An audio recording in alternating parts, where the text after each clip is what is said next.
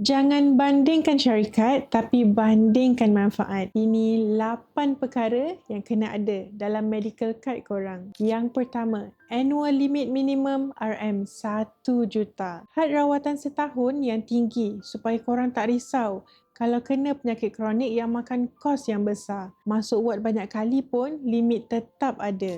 Yang kedua, lifetime limit unlimited. Contoh, coverage korang setahun 1 juta. So, kalau dah habis guna tahun ni, jumlah tu akan boleh digunakan semula tahun depan sehinggalah sijil takaful masih aktif. Yang ketiga, cash value. Pastikan polisi korang ada cash value. Kalau satu masa nanti ekonomi korang terjejas, duit ni boleh tolong cover caruman supaya medical card korang tak lapse. Yang keempat, critical illness waiver. Kalau kena sakit kritikal, korang dah tak payah bayar caruman bulanan. Syarikat takaful tolong bayarkan terus supaya korang boleh terus fokus 100% untuk sembuh. Yang kelima, NCC iaitu jaminan polisi. Syarikat takaful tak boleh suka-suka batalkan polisi korang selagi korang bayar cantik. Perlindungan korang terjamin sampai bila-bila tanpa perlu risau kena kick out. Yang keenam, coverage umur yang panjang. Sakit biasanya datang bila kita dah berumur. Pastikan medical card korang cover sampai umur 70.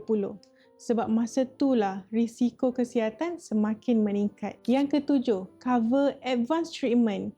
Ini bagi menjamin medical card korang cover kos rawatan teknologi moden seperti robotik, imunoterapi untuk make sure korang dapat peluang untuk sembuh lebih cepat. Dan yang ke-8, ada apps dalam telefon.